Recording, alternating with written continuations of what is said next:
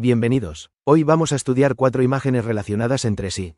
Primero el dolicocolon, después el megacolon y la enfermedad de Hirschsprung, posteriormente la clínica, diagnóstico y tratamiento de Hirschsprung y, finalmente, el megacolon adquirido asociado a la enfermedad de Chagas. Iremos exactamente en el orden de las imágenes. Imagen 1. Dolicocolon. 1. Definición y origen. El dolicocolon es una alteración anatómica en la que existe un aumento de la longitud del colon, pero sin que necesariamente aumente su diámetro. Esta diferencia es fundamental, porque cuando hablamos de megacolon nos referimos principalmente a dilatación del calibre del intestino, mientras que en el dolicocolon el problema principal es que el colon es excesivamente largo. Si además del aumento de longitud existe también aumento del diámetro, hablamos de dolicomegacolon. Puede ser congénito o adquirido y existe una importante tendencia genética o familiar. El segmento más frecuentemente afectado es el colon sigmoide, debido a que normalmente ya es una porción bastante móvil y con una longitud considerable. En la imagen radiológica se observa precisamente un colon elongado y redundante. El enema varitado permite que el contraste dibuje todo el recorrido del colon y demuestre cuánto se ha alargado. 2. Clínica.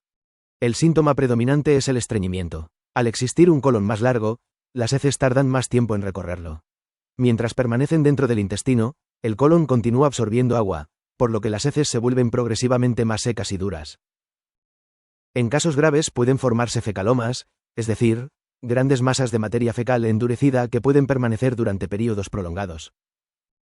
También puede aparecer aerocolia, que significa aumento de aire dentro del colon.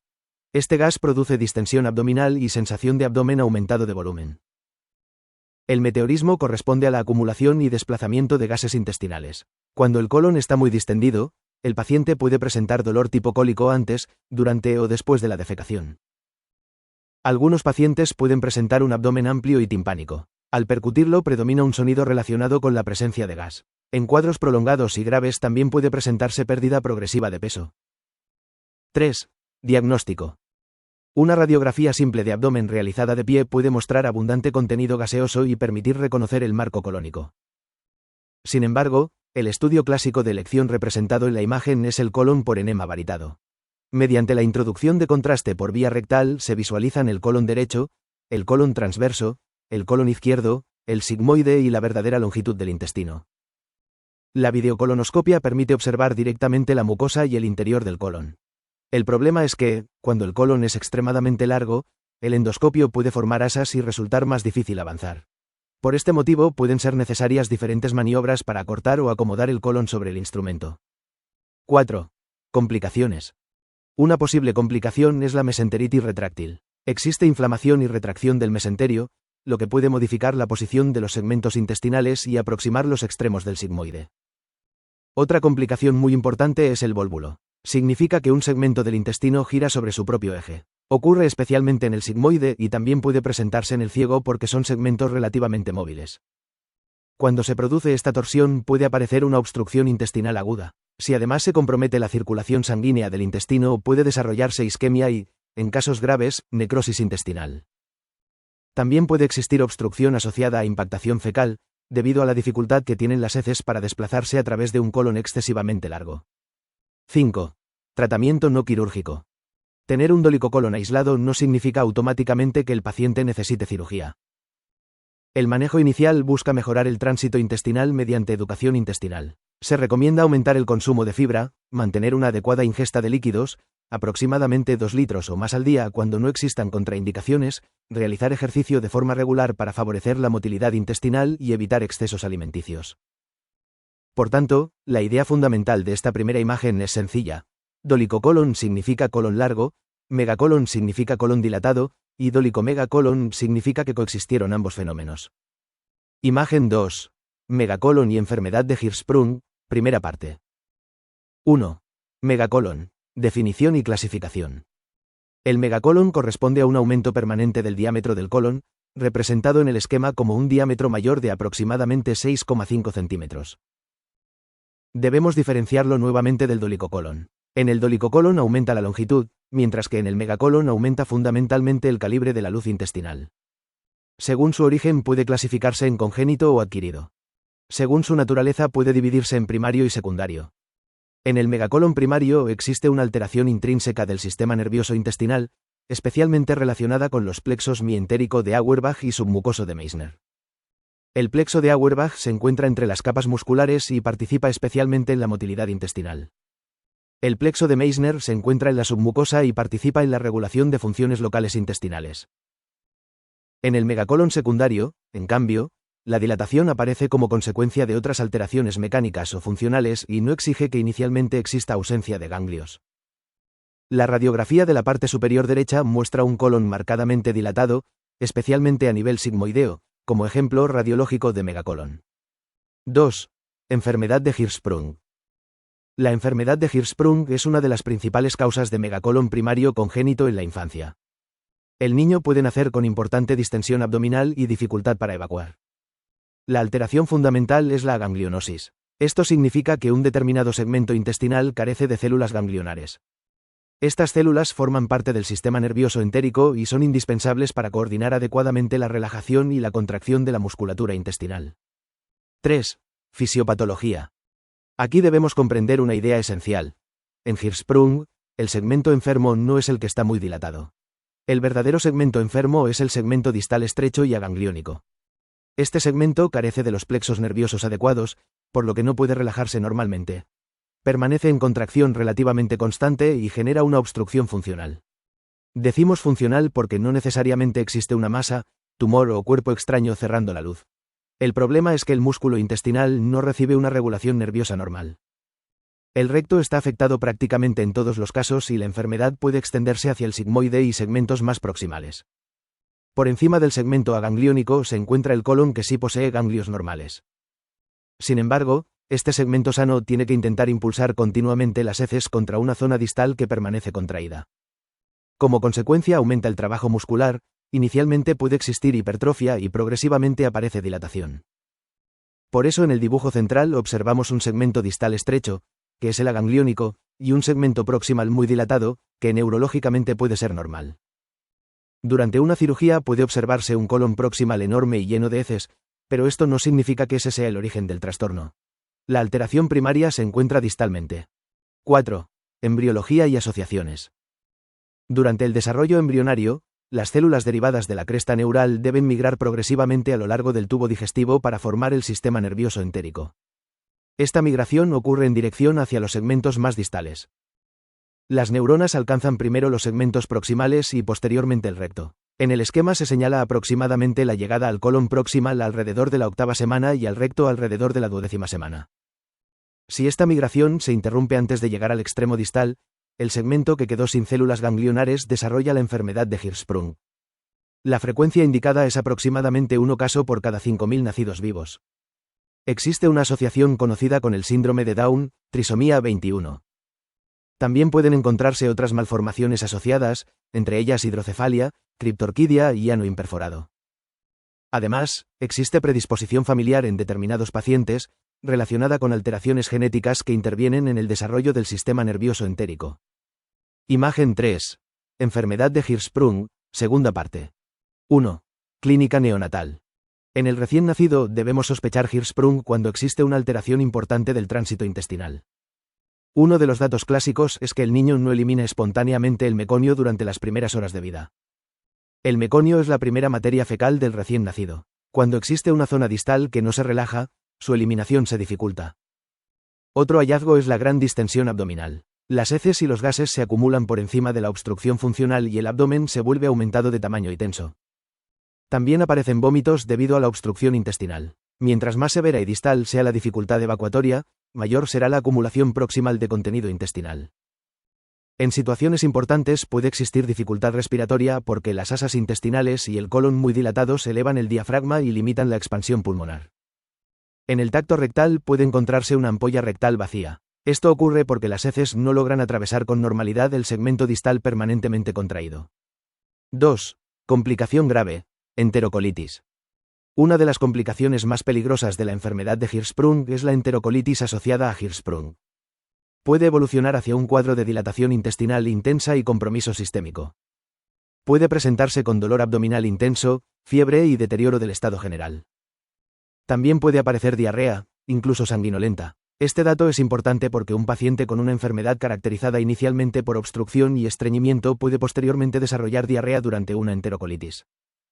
La estasis del contenido intestinal favorece el sobrecrecimiento bacteriano. Estas bacterias pueden producir inflamación intensa de la mucosa, daño intestinal y finalmente paso de microorganismos o toxinas hacia la circulación. En situaciones graves puede desarrollarse sepsis. Por ello, un niño con Hirschsprung que presenta distensión abdominal marcada, fiebre, diarrea sanguinolenta o deterioro general debe ser evaluado rápidamente. 3. Diagnóstico. La radiografía simple de abdomen puede mostrar dilatación de asas y niveles hidroaéreos compatibles con obstrucción intestinal. El enema varitado es muy útil porque permite identificar la denominada zona de transición.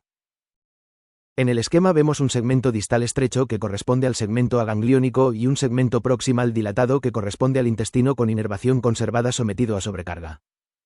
La zona donde cambia el calibre entre ambos segmentos es la zona de transición. El segmento agangliónico también puede presentar contracciones irregulares y un aspecto característico debido a su alteración motora. Otra prueba es la manometría anorrectal. En condiciones normales, cuando aumenta la presión dentro del recto, se produce relajación refleja del esfínter anal interno. Este fenómeno se denomina reflejo inhibitorio rectoanal. En la enfermedad de Hirschsprung este reflejo está ausente. Por eso, la manometría muestra ausencia de relajación del esfínter anal interno. Sin embargo, el diagnóstico definitivo se obtiene mediante biopsia rectal, frecuentemente biopsia por succión. En el tejido se demuestra ausencia de células ganglionares y pueden observarse troncos nerviosos hipertrofiados. Por tanto, la confirmación histológica de la ganglionosis es fundamental. 4. Diagnóstico diferencial. El primer diagnóstico diferencial mostrado es el tapón meconial. En este caso existe una masa de meconio espeso que dificulta la evacuación, pero muchas veces el problema se resuelve mediante enemas. Otro diagnóstico es el íleo meconial, caracterizado por obstrucción provocada por meconio muy espeso y clásicamente relacionado con fibrosis quística. También debe diferenciarse de atresias intestinales y del ano imperforado. Aquí sí existe una malformación anatómica estructural. Finalmente, el esquema menciona el síndrome de colon izquierdo pequeño o síndrome de colon descendente, asociado especialmente a recién nacidos de madres diabéticas. 5. Tratamiento quirúrgico. El tratamiento definitivo de Hirschsprung es quirúrgico. El objetivo consiste en eliminar el segmento agangliónico y conseguir que el intestino normalmente inervado llegue hasta el recto o canal anal, permitiendo una evacuación adecuada. En pacientes graves o con intensa inflamación puede realizarse inicialmente una colostomía de descarga. Esta colostomía desvía temporalmente el contenido fecal, disminuye la distensión intestinal, permite que el niño se recupere, favorece su crecimiento y facilita que disminuya la inflamación antes de realizar el procedimiento definitivo. La imagen muestra 3 técnicas quirúrgicas clásicas. En la técnica de Swenson se reseca el segmento enfermo y se realiza una anastomosis del colon sano con el segmento distal adecuado. En la técnica de Duhamel el colon sano se hace descender por detrás del recto, creando una nueva vía evacuatoria mediante la unión de ambos segmentos. En la técnica de Soave se trabaja mediante una disección de la mucosa del recto enfermo, conservando una cubierta muscular, y posteriormente el colon sano se hace descender a través de este túnel. Independientemente de la técnica, las metas son conseguir defecación espontánea, mantener una adecuada continencia anal y preservar en lo posible la función pélvica y sexual futura. Imagen 4. Megacolon adquirido y enfermedad de Chagas. 1. Definición y contexto. Ahora dejamos el megacolon congénito de Hirschsprung y pasamos a una causa adquirida. El megacolon adquirido aparece durante la vida del paciente. En Sudamérica, una causa clásica e importante de megacolon adquirido es la enfermedad de Chagas, provocada por Trypanosoma cruzi. La afectación digestiva crónica se relaciona con daño progresivo del sistema nervioso entérico, especialmente de los plexos encargados de coordinar la motilidad intestinal. Cuando estos plexos se destruyen, el intestino pierde parte de su capacidad para generar movimientos propulsivos normales. 2. Ciclo de Trypanosoma cruzi.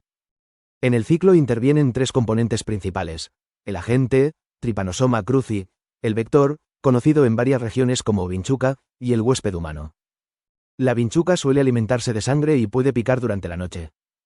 Después de alimentarse puede depositar sus deyecciones cerca del sitio de la picadura. Estas heces pueden contener formas infectantes del parásito. Cuando desaparece el efecto inicial de la picadura aparece prurito. Al rascarse, la persona puede introducir material contaminado en la lesión de la piel.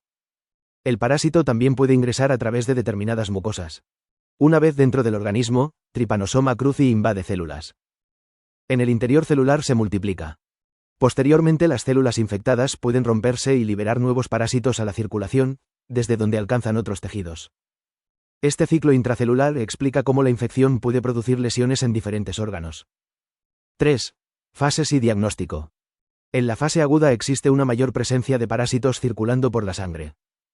Por este motivo pueden utilizarse métodos de diagnóstico directo. La imagen menciona la gota gruesa, cuyo objetivo es visualizar el microorganismo en una muestra sanguínea.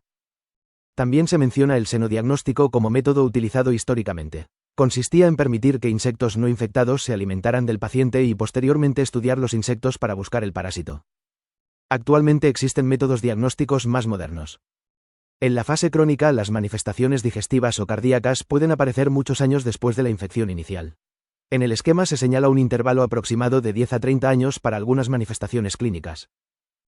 En esta fase disminuye considerablemente la parasitemia, por lo que adquieren importancia las pruebas indirectas que detectan anticuerpos. Entre ellas se encuentran la inmunofluorescencia y la hemaglutinación indirecta. 4. Fisiopatología colónica. Durante la fase crónica, dos de los sistemas clásicamente afectados son el corazón y el aparato digestivo. A nivel intestinal se produce daño del sistema nervioso entérico. Uno de los plexos importantes es el plexo mientérico de Auerbach, situado entre la capa muscular circular y la longitudinal. Su función está estrechamente relacionada con la motilidad intestinal y la coordinación de las contracciones. También puede afectarse el plexo submucoso de Meissner, localizado en la submucosa y relacionado con diferentes funciones locales de la pared intestinal. Cuando se pierden neuronas ganglionares aparece una alteración importante de la motilidad. Disminuye la coordinación de la relajación y de la contracción intestinal y se alteran las ondas peristálticas normales. Como consecuencia, el intestino moviliza con dificultad su contenido. Las heces permanecen durante largos periodos en el colon, se acumulan y progresivamente aumenta la dilatación intestinal. Por eso el esquema compara el intestino con un gran saco acumulador de materia fecal. Dolicomegacolon chagásico. En la afectación colónica por Chagas pueden alterarse especialmente el recto y el sigmoide. Estos segmentos presentan denervación y trastornos motores que dificultan la evacuación. El contenido intestinal se acumula proximalmente y el colon comienza a dilatarse. Además de dilatarse, puede elongarse, motivo por el cual se utiliza el término dolicomegacolon. Recordemos la diferencia. Dolico hace referencia al aumento de longitud y mega al aumento del diámetro. Por tanto, en el dolicomegacolon chagásico tenemos simultáneamente un colon excesivamente largo y excesivamente dilatado. 5. Clínica. El compromiso digestivo puede manifestarse en diferentes zonas del tubo digestivo. Una de las manifestaciones clásicas es el megaesófago. Cuando se afecta la inervación del esófago aparece trastorno de la motilidad, dificultad para movilizar el alimento y dilatación progresiva del órgano. Otra manifestación es el dolicomegacolon, caracterizado por aumento de longitud y de diámetro del colon. El paciente puede presentar estreñimiento crónico severo debido a la marcada reducción de la motilidad intestinal. Al permanecer las heces durante mucho tiempo dentro del colon pueden formarse grandes fecalomas y aparecer distensión abdominal. Además, un sigmoide extremadamente largo, dilatado y móvil tiene mayor riesgo de sufrir un vólvulo sigmoideo. El vólvulo significa que el sigmoide gira sobre su eje y produce una obstrucción intestinal. Si el giro compromete los vasos sanguíneos, puede aparecer isquemia, necrosis y perforación, convirtiéndose en una urgencia quirúrgica. La idea central de esta última imagen es que la enfermedad de Chagas puede dañar progresivamente los plexos nerviosos intestinales. El intestino pierde motilidad, el contenido fecal se acumula, el colon aumenta de tamaño y de longitud y puede desarrollarse un dolicomegacolon asociado a estreñimiento grave y riesgo de vólvulo. Integración final de las 4 imágenes. Para que quede totalmente claro, podemos integrar todo el tema. El dolicocolon corresponde principalmente a un colon demasiado largo. El megacolon corresponde principalmente a un colon demasiado dilatado. El dolicomegacolon presenta simultáneamente aumento de longitud y de calibre. En la enfermedad de Hirschsprung el problema es congénito. Existe aganglionosis del segmento distal, que permanece contraído y produce una obstrucción funcional.